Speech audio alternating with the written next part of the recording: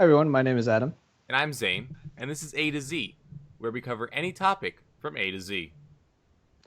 Last week we had the lovely Jamie Topples from the Rogues Gallery, where we looked back on Kaladesh, and specifically the limited format. If you haven't yet, definitely check that out. However, today we have another rogue, Boot to the Head. Welcome, Boottodahead. Hi. How are you? I am, I I, am, I'm I am the. medium right now. I'm medium. Medium. We've had Like some medium rare or technical medium? difficulties today, from So, Murph's okay. stream Yeah. to some recording issues on my end. Let's just chalk it up to recording issues. So I am doing medium, but I hope you are User doing well. error. User error.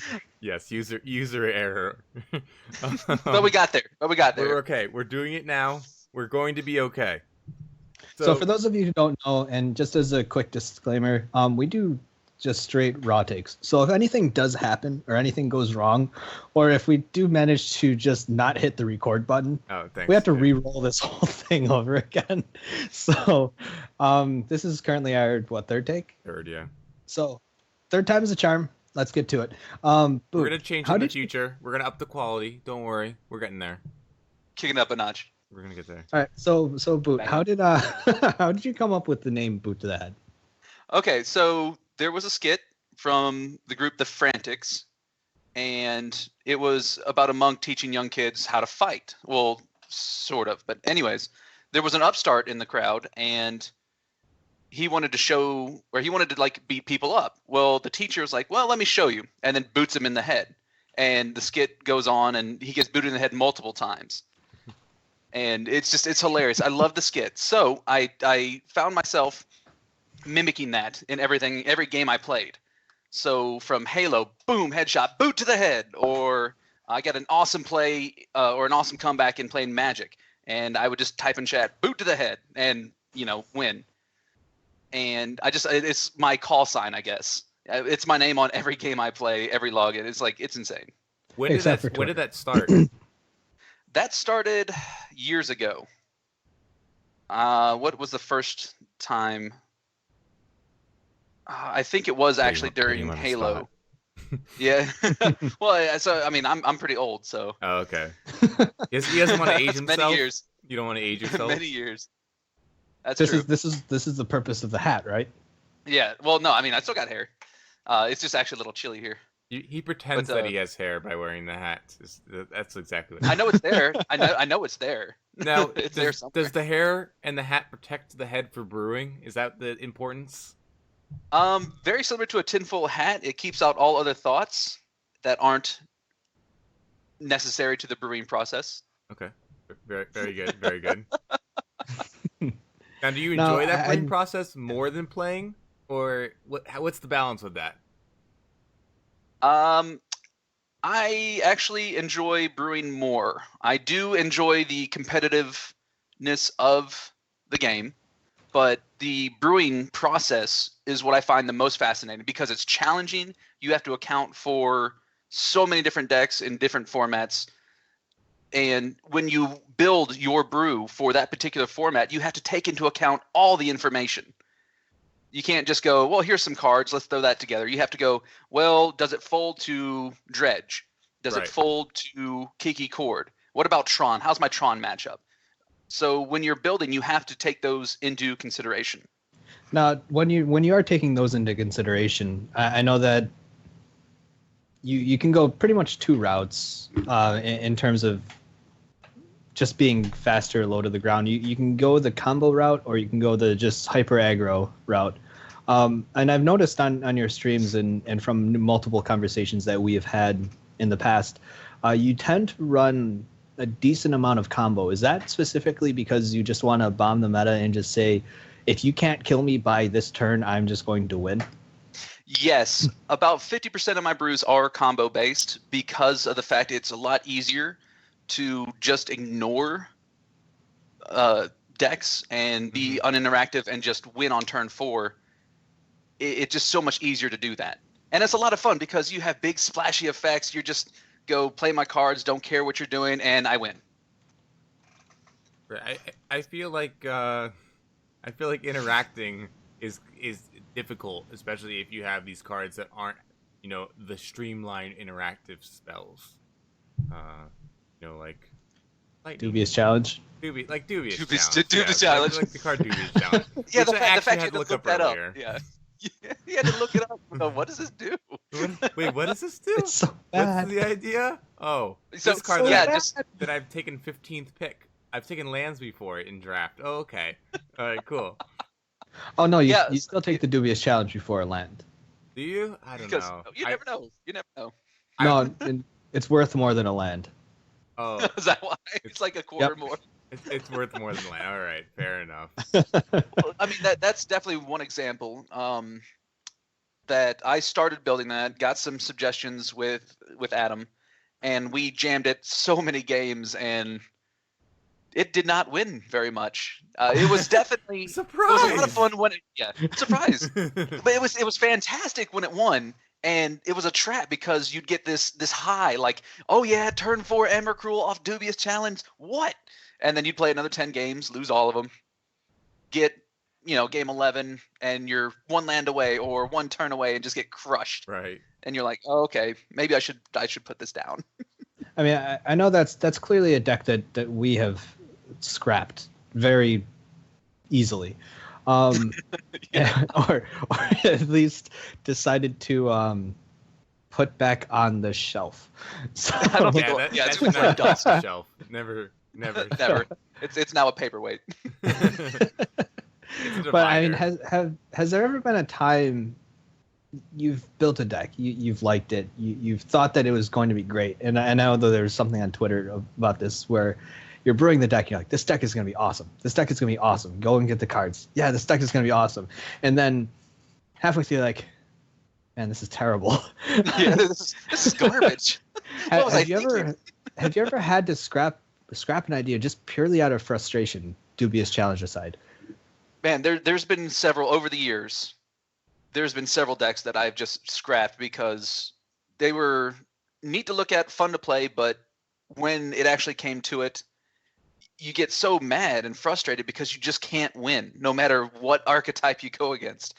One of them was a paradoxical outcome. You've seen this before.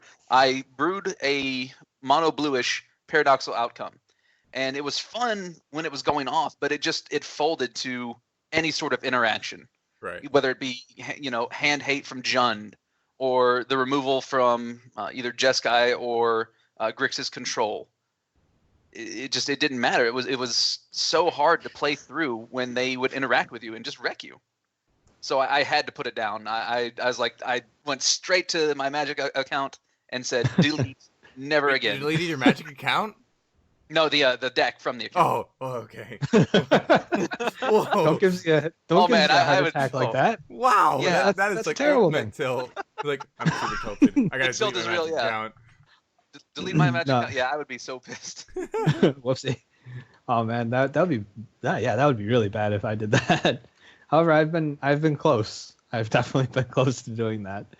And I know that you've wanted to build every deck, and you've wanted to be able to test against every deck and say, this is how this deck operates. I need to try to beat this. How important do you think it is to be able to test?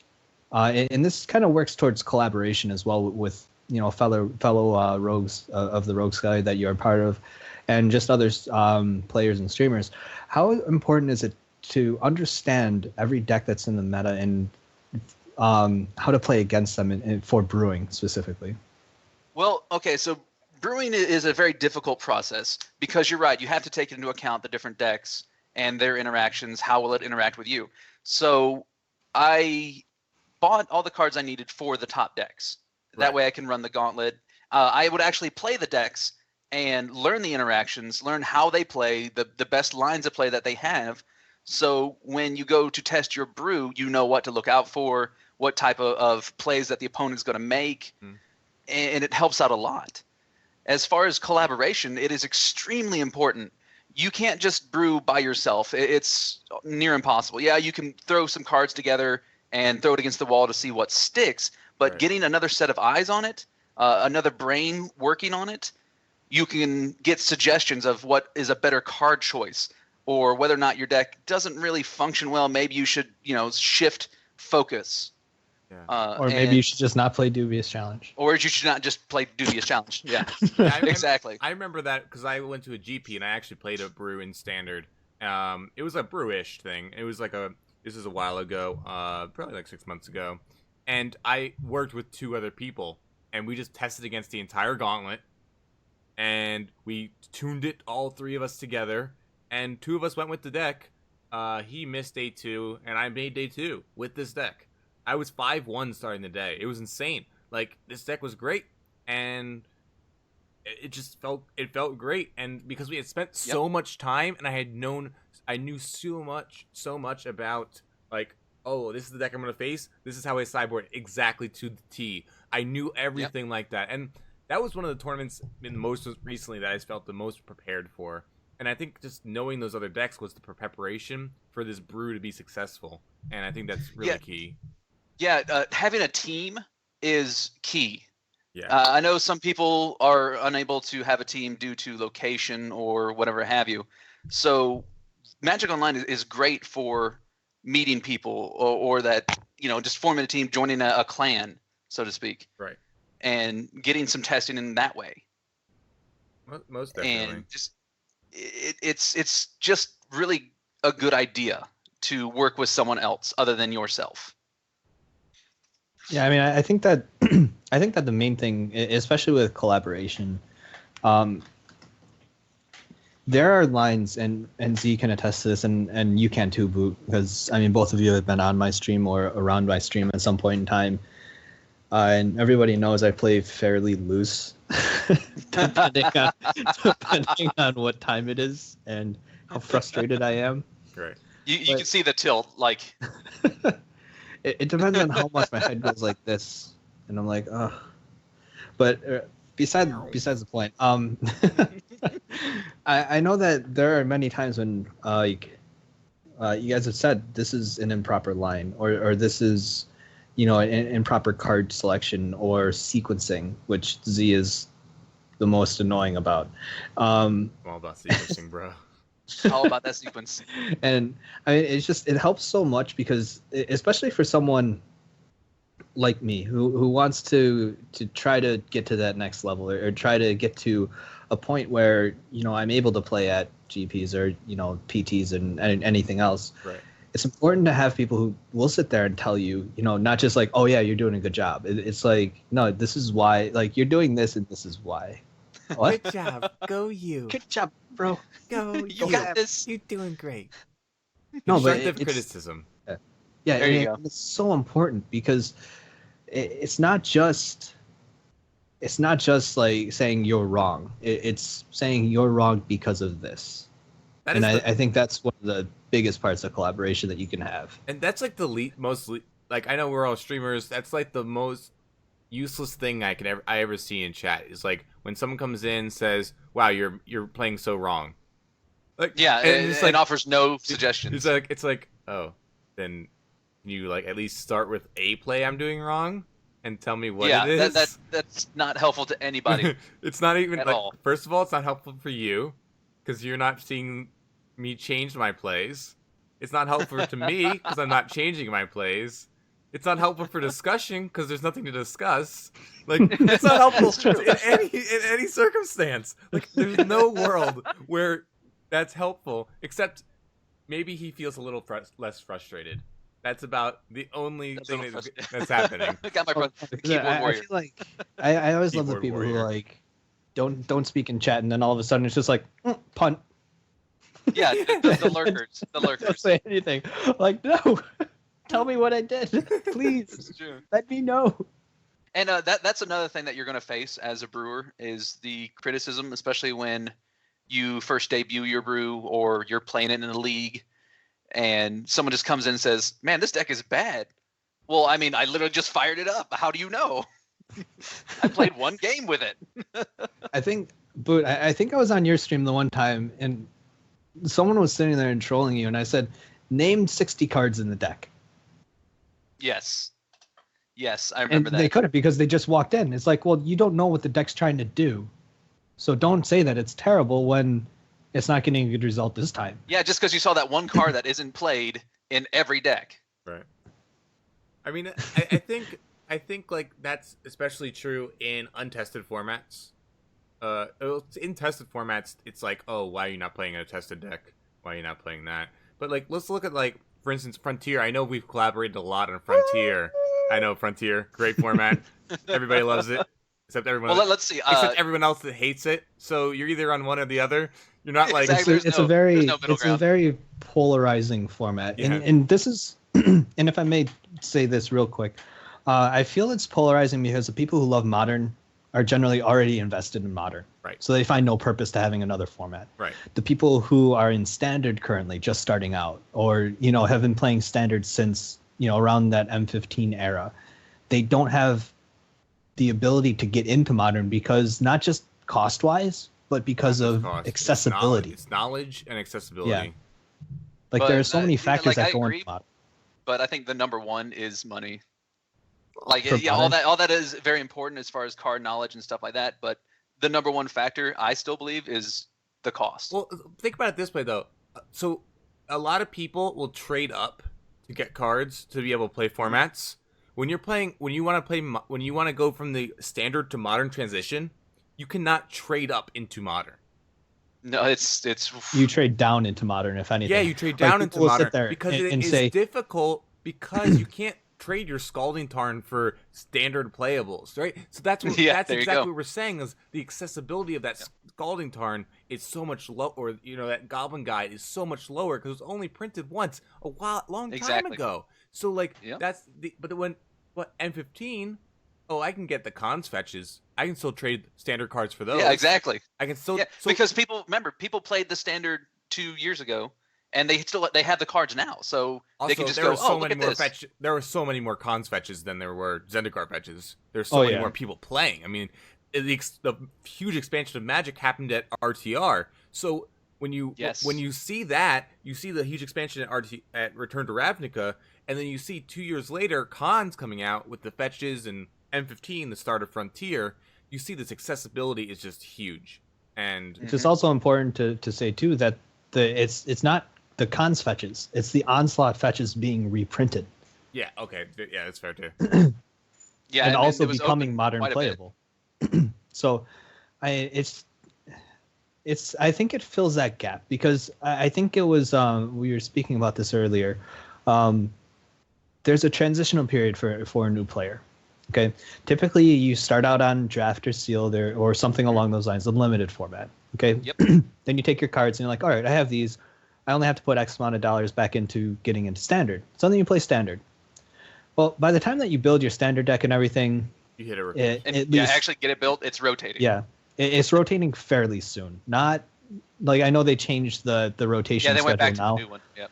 but Or went back to the old one. Sorry. yeah, it would rotate, and then what do you do? Well, you can't get into modern because for the reasons that we discussed. right. So what do? You trade them out to get into the new sets. That's just, and then you're just stuck on standard, and you have to keep essentially losing value on it because you Yes. either trade out of standard to get the cards that you need for after rotation, which then means you don't have a standard deck, or or you stick with that standard deck, you lose the value on it, and then you try to just add the cards in as you can, or you just build a completely different deck that you hope is rotation proof, which is never the case. Especially with standard. Yeah, I think that Frontier fills that gap between people who are currently newer players in Standard, or even players that have been playing for a couple years. It fills that gap between that and people who play Modern. So then you have another platform to go into. Also, So your cards don't lose 100% value. If Frontier takes off, they will retain more value, so then you can trade into other things. it's also not just the value thing. Think about it this way. It's just Frontier is almost at the card pool size that Modern was when it started.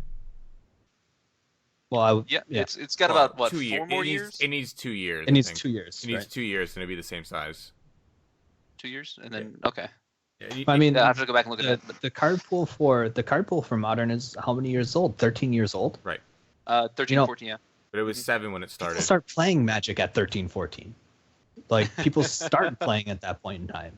You know what I mean? Like your target, their target demographic is generally people in 20 to 25 range, give or take, is the general demographic for customer acquisition, or even like 15 to 20. Right. It's low. It's Young adult, yeah. much Yeah. lower. So I mean, you're talking about people who are there that are their target demographic right now for obtaining new customers. That like they were born when Modern was conceived. So like how do you how do you sit How do there you and say appeal to appeal to that customer base? Yeah. how do you sit there and say, hey, look, I know that we have these evergreen keywords. I know that we have these types of interactions, but guess what? There are like 100 more that are in Modern that you have to at least know in case you see them. Yeah.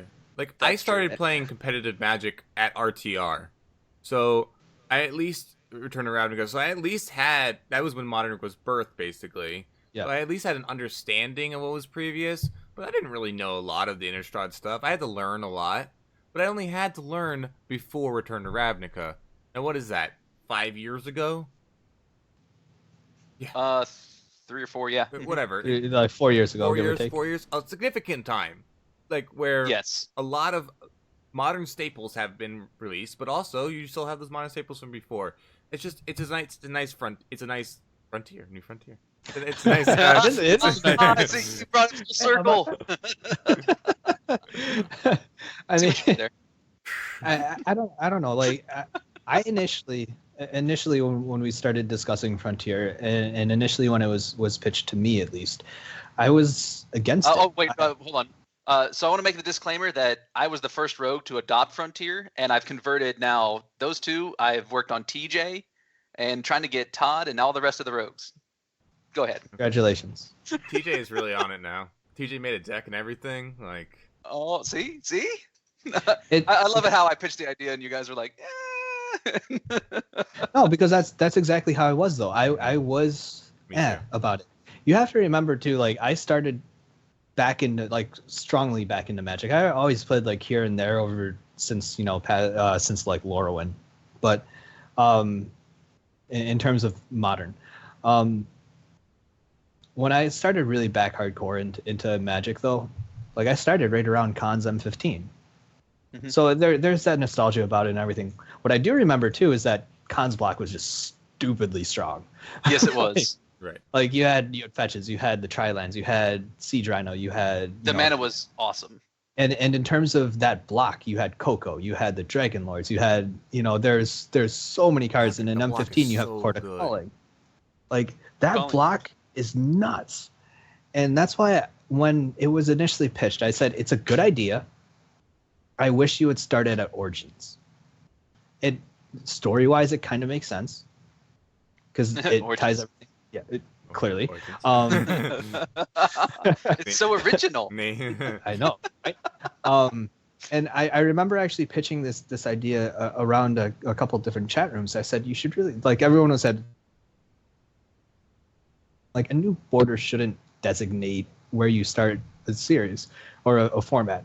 It should just be what's healthy for it. And I feel that if you started at Origins, you had the pain lands as fixing, you had like the random tap lands as fixing, you had a couple man lands you had the man land cycle as fixing, and that was about it.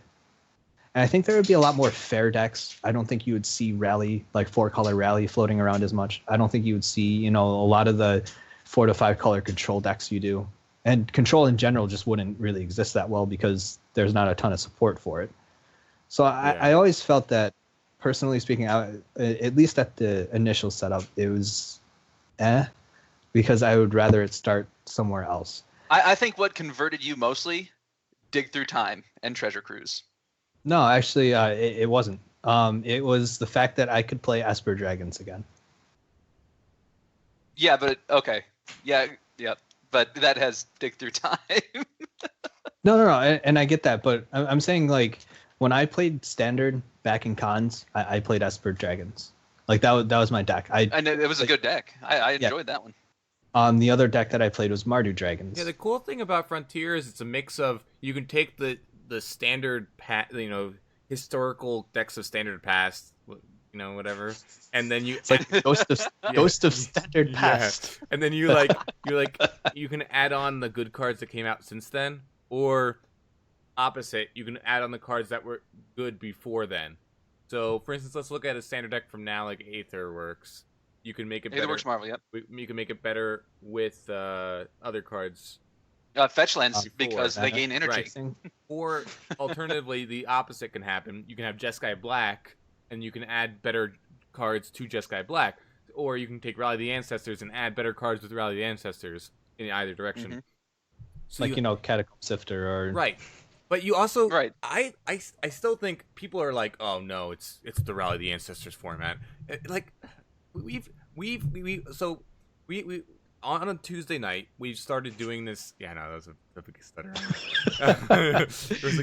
Remember when I said we only take one take at this? All of this stuff included. This is. You're welcome. Classic me right here. But on Tuesday nights, we've made this rally deck so we can run this. Running Gauntlet, running the known decks of Frontier so far, by tournament results, and play these new brews. I mean, you can brew whatever you want. It's so open. It's amazing. That's why I love it. That's why I think I jumped into it first. Was I saw the potential to just go nuts. Yeah. I mean, I just built a Great Aurora deck because there was a little bit more support for it. Why not? I mean, Tireless Tracker with Great Aurora. What? I mean, I just play like red everything. So doesn't the Great Aurora shuffle everything in? So it shuffles everything, but Right. the Tireless Tracker, really because you're a ramp deck, makes a bunch of clues that add to the count. yeah, it's very good. So when you shuffle it in, like I'd have 15 permanents versus 6 on my opponent's side. Oh, so you play the tracker out on the 3 mana that you put on, then you just keep going. Right, and so just go those nuts. count as permanents. So when you shuffle everything back together, you get that many permanents. You get that many cards. There was one game where my opponent had, after the Great Aurora, they had 11 cards to my 25. And you can also, like, the second part of the Great Aurora is you can take all the lands in your hand and put them into play. He had 2, I had 15. I was like, all right, go to town. Easy game. Yeah, see, I just play Rabble Master all the time, so... I just thought it shuffled in the Tireless Tracker as well. It does. It does. It shuffles in all the permanents. It doesn't matter. Tireless. So you just play out the 3 land, then you play out the Tireless Tracker, then you play out the rest of your lands. No. Tireless Tracker has already done its work. So Tireless Tracker makes the clues, and the clues count towards Great Aurora. So you get more cards in your hand for when it happens. Oh, okay. It works. Sorry, I'll show it to you. It works the same as the combo deck, the red green ramp combo deck in Modern. I forget what it. No, I was going the opposite way. No, it doesn't work that way. That's why I was confused for a second. No, that's fine. No, but I always liked when I built the one Great Aurora deck, and I played at my LGS, played Secure the Waste with it. Ooh, that's nasty. That's so nasty. I love like it. Dragon Fodder and everything else, like all the token generators. Yep. And then because you do all the token generators and then you just have an Ugin, like a couple Ugins in the deck. So see, and then there you go. This is what I'm talking about as far as brewing goes. Frontier is a format where any brewer can just jump right in and start building some decks because we have a little bit of data from tournaments and whatnot, but it's still a small sample size at this point. Right. And so the best deck has not been established. It says Rally is 11% of the meta, but it's such like a tiny meta at the moment. Like I'm sure that'll shift as people discover more decks. Yeah, small sample size. But Rally's also insane. Generally, from our Rally is pretty good. I played Rally when it was in Standard. That was my deck of choice. Mm-hmm. See, I always, for some reason, like for those of you who know me, I generally play a lot of aggressive decks in Modern. For the most part, in fact, in Affinity, Burn, and Affinity, sort of. In Standard, though, I trend a lot more towards control. And I think the reason, in Frontier as well, I gravitate much stronger towards control. That's why, Esper Dragons is, I play that very often. I think the reason why is because of the mana base. The mana base is so much more sturdy. And I feel that for some reason in my head, which, could be completely wrong, but in my head. Collaboration. Yeah, well, because Frontier is a slightly slower format than Modern for the most part. You're looking at anywhere from turn 5 to turn 8 is your optimal aggro kill range. I feel that Control, because it consistently hits those land drops, because it consistently is able to have board sweeps and things things of that nature. Right. I just gravitate much more towards that, so I can at least answer stuff. I mean, you could actually cast Languish before you lose the game. Exactly. You just lose the game the next turn. So you're... Well, you know, You bought one turn. no, because then you just cast the other Languish. Right. So Or you cast Crux of Fate on turn 5. You know? Right. Like, there are ways that you can, like, I think, Z, we were playing on stream the one time, and I got down to 2 life, and I stabilized. You've stabilized Yes, that I saw that. so many times. I saw that. In Frontier. That was Like, fantastic. You get so upset, too. Because I'm playing all aggro decks, and I just like have burn spells in them, and you're just stabilized on 2. Lightning strike one time. Lightning strike one time. True. Just a look, wild another slash. There's wild slashes. I was just like, shambling vent. Yep. Exactly. He's like, Shambling oh, I vent. drew a land. Attacks with Shambling Vent. Goes to 4. Draws Lightning Strike next turn. So you killed with shambling vent, but I already played another one. Exactly. Oh, yeah. It's just a nightmare. No, it's a very interesting format, and I am curious though, Boot, what do you see as some of the challenges that face Frontier as surviving as a format? Really, it's just the stigma and the prejudice against it. Because you mentioned earlier that there are a lot of modern players that were just kind of, man, we don't need this format kind of thing. So that needs to be dispelled to help have, yeah, it just needs to be gone.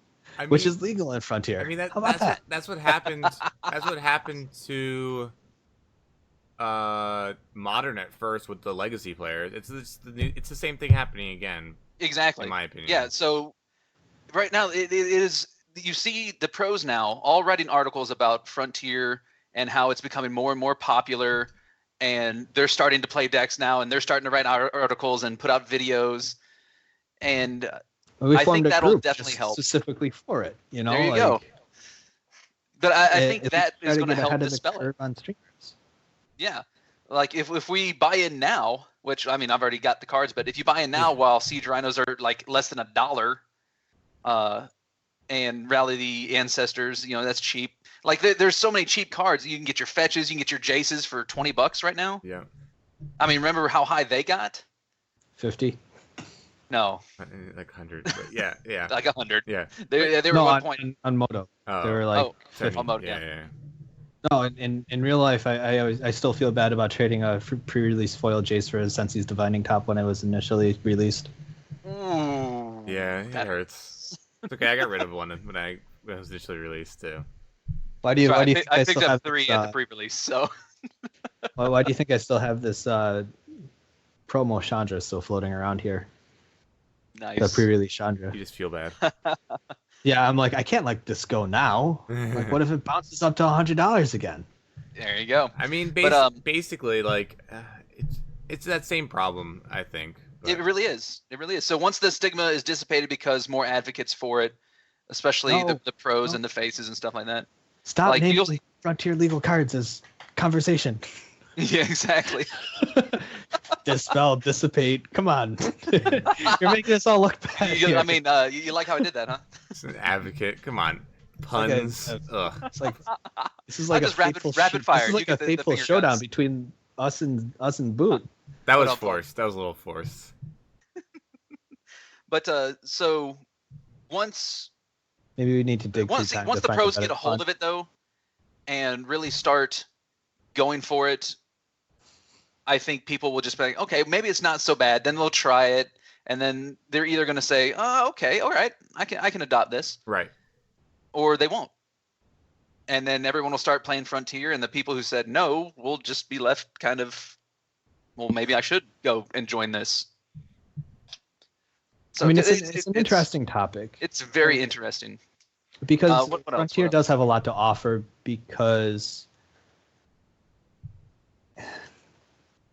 I want to say it has a lot to offer because there's such an openness to the format where That's there what I isn't think. anything completely broken yet, and I do mean yet. There will Yeah, I be. mean, it's always yet, yeah. Because who And- knows, something down the line could come along. Well, I don't doubt this. I mean, I think that graveyard hate is a very big issue that Yes. faces Frontier. You have what Tormod's Crypt. Yep. That's about Well, it. I mean, there are. Well, no, there are other. You have like Cranial Extraction. You've got or Cranial Archive. Sorry. And then the one from Cons that shuffles the graveyard, like Mystic Teaching or not. Yeah, Mystic Teaching, Mystic, your only good one is Mystical Tormod's Crypt. Retrieval. Yeah, but Tormod's Crypt is the most cleanest answer for now. Yeah, I mean, I think that's going to be an issue, especially with the graveyard interactions that you have with Rally, that you have with Prized Amalgam, what you have with, Haunted Dead, things like that. I know that, like, I've been testing this Sultai Turbo. Yes, you have. That thing is vicious. Yeah. When it goes, it goes. It's super that fast. Thing is ridiculously fast. Hey, look, turn 3 Tasker, turn 4 Gurmag Angler, turn 5 Hooting Mandrills. Have fun. Yeah. Oh man, it keeps the beats coming. And then, like, if I really want to, it's like, let's just return Haunted Dead and let's get 3 Prized Amalgams. Yeah, it's awesome. Yeah. So I mean, I think there is an issue with graveyard hate. I think there is an issue with hand hate. I think there's an issue with a lot of things, mana, like land hate. Basically, especially there's an issue with hate. Yeah, there's an issue with, and some people may argue that this is what makes the format fun and fair. There's no Blood Moons, no Ghost Quarters, no. I tend to disagree though, because if there was some way to attack lands that was better than Crumble to Dust. How do you deal with like a Shambling Vent? You have to remove it with a Lightning Strike, and then what if that gets countered? Oh, okay, yep, they're done. Like, yeah. Oh, okay. Yeah, I mean, lands are like the only way to at the moment. Yeah, we have very little land destruction, and you have to rely on some sort of removal when they activate, or you just have to have big creatures or creatures that can block it. Right. I mean, those are your choices at the moment. Oh yeah, definitely. And I mean I mean, there's so many things that can be broken or can be difficult to overcome. I don't know. I think there are challenges going forward. I think that if there was better graveyard hate, there would be less of a demand for, let's say, dig through time. Right. Yeah. I mean, Boot, I still don't know why in your Part the Waterveil deck you don't run Temporal Trespass. That's a good question. I probably just haven't tested with it, honestly. It's a 3 mana, let's take another turn for Delve 8. Yeah, and we saw how fast I could fill up the graveyard. Yeah. Like I said, it hasn't been tested yet, that's all. Like so I have nothing against, I just haven't tested. Yeah, I mean, there are challenges going forward. There are, depending on sets that get released, depending on, a lot of cards that can be broken with, let's say, Court of Calling. That's just a card that will get better every set that comes out because there will always be a new target for it. It's the same problem as Pod, basically. Yeah. Like, I mean, Coco Cord, it's just good. It's very good. There are so many good creatures that are at that 1 to 3 slot, and that can be coded for. It's better and better and better. Like, yep. I mean, eventually it'll be broken. I mean, look at the deck and then we'll have that we just. Yeah. I mean, look at the deck that we just kind of threw together on stream on what was that, Monday or Tuesday? Oh yeah, that was great. It was a Court of Calling deck. It was Core Toolbox. That's exactly what it was. Yeah, I played with that. Eldritch Revolution. Yeah, I think all 3 of us were playing it or something. Yeah, but we just threw it in. We just threw it in a pile. It was just like literally. Yeah, it was literally a pile. I had a 5-card sideboard. Yeah, just a pile. 5 cards. It was a pile that was able to stop aggro decks. They're like good aggro decks, like a Tarka. I'm like, what do I want to get? Let's get this. It's like, what do I want to get? Do I need life? Do I need removal? Like, exactly. I mean, you can play so many things, and that's where it gets challenging because do you go banned? Do you go restricted? Do you go, what do you choose to ban? Is it too early to have bannings in general? Like, yeah, at the moment it's too early, obviously, but I think in the future going forward, I mean, there might be just like any other format. There will be bannings once something gets broken. Takes up 30 to 40% of the metagame for a long time. Yeah, I don't even think it gets to that point. I think it's, you look at if you're trying to make a fair format, or at least what it's geared towards being is a more fair format than like the turn 4 modern, or right. An actual turn 4 format. Turn 5. Yeah. Or like an actual turn 5 format.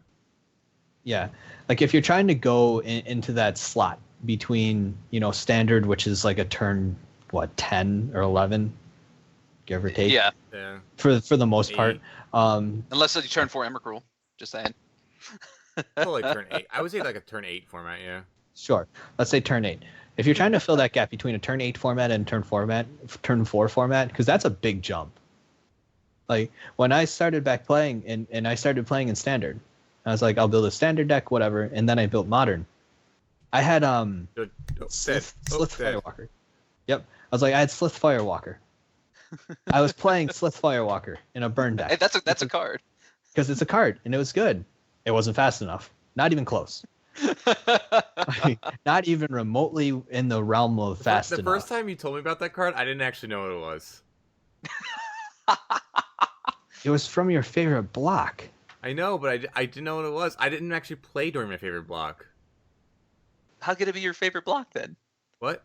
Oh, it's my favorite. It's my favorite block to draft. I like only. Oh, okay, gotcha. Yeah, No, it's your favorite block in general because you play Affinity. Yeah, that too. It has the most cards from it. It's Scars. Okay. It's Scars. It has block. like all cards from It's Scars block. It's my favorite block, but I just don't actually know. I didn't draft a ton of it. So I just Oh well, didn't play during it. just so you know, I played the Affinity back before Disciple got banned, and then I quit after that. Or I quit playing the deck after that. Because like, look what I can do! All these lands are artifacts. I've got Skull Clamp.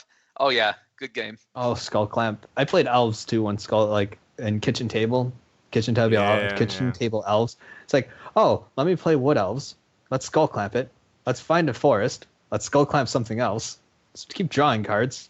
Let's play a Learn, because a Learn is just silly. Let's just play out all of my stuff, then play a Craterhoof Behemoth and kill you. Right. Seems good. Welcome to Kitchen Table. But I think it's sweet. I think Frontier's awesome, and like there's so much more discussion we will do on the podcast for Frontier, and I think there's so much more potential, just for content for Frontier, for discussion for Frontier, for advancement for Frontier. Like there's just so much more for this format. To be 100% and I'm honest, sure you're going to see more articles and videos come out. Yeah. Oh yeah. I mean, to be honest, I would like anybody who is viewing, watching, listening, anything, let us know what your thoughts are. Like, is it a good format? Is it a good thing? Is it healthy for Magic in general? Is it healthy to have another community for people who aren't ready to get into Modern for whatever reason it may be? Does it allow people to have more fun? Right. And stay interested in Magic in general? And ways you can contact us are. Oh well. They didn't know how to contact us, right? Yes, I thought you were gonna handle that. Oh, Z. okay. Well, ways to contact us are SwissbeerGames@gmail.com. You can also check us out at SwissbeerGames on Twitter and Facebook. I don't know if I cut you off though. Did you have something you wanted to say? Who are you talking to? You, Matt, Adam. I like how we both had the same look. Like, Did I cut you off, or am I good? No, you're fine. Go ahead. Okay. So you can check those out. Email us with any deck lists you want to see. Adam and I are doing Tuesday night Frontier at 11 p.m. We also, all three of us, do Frontier at other parts of the week. You can just check all our Twitters for that. There's Boottodahead. It is Hardslinger Dave on Twitter. So you can check that out. You can also check out ZMagic94, AmerFCS on Twitter and Twitch above right here. And you can check out Boottodahead on Twitch. We are all part of the Rogues Gallery. Rogues for life. Awesome people, awesome streamers, and awesome times. So I really appreciate you stopping by. Guys, I appreciate you having me on the show because this is awesome. I had a great time. Yeah, definitely. We apologize for taking up a little bit more of your morning. However, as I said, I don't know on which take now. I think take 2 maybe. Yeah, You are 2, much more 3, energetic whatever. for this podcast. We messed up so he was the most energetic. So he's the best for you guys. It was the most inconvenient for us, but it's the best for you, the audience. And who's important I think that's here? what The audience. I think they did it. Yeah, I think they did it on purpose because I was barely awake for the first one. He was mumbling his way through, but it's okay. We survived and we made it. We did it, made it to the guys. end. We made it to the end. Woo! Hashtag Okay. got there. So next week we should have another Rose guest to be announced. But until then, we will see you guys on Twitch. We'll see you guys on Twitter. Please hit us up and enjoy your week. Enjoy your holiday season. So, thank you guys and goodbye. Bye. Bye.